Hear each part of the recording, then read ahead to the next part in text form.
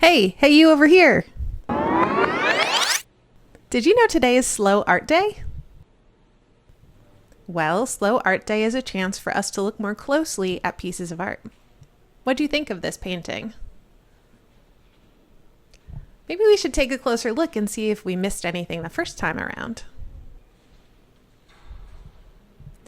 If we look carefully in the lower left corner, there's actually two people in this painting, and they are very likely to be the artist, Samuel Adams Hudson, and his friend, B.W. Hobart, that he actually made this painting for.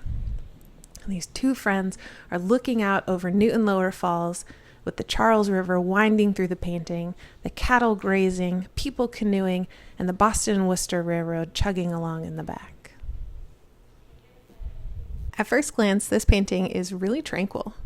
It's this really pretty pastoral landscape with farmland and trees and big open spaces.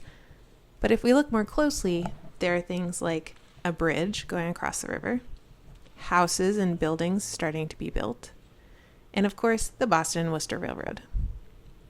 When Hudson made this painting in 1852, the population of Newton was starting to grow quite a lot, largely in thanks to the railroad.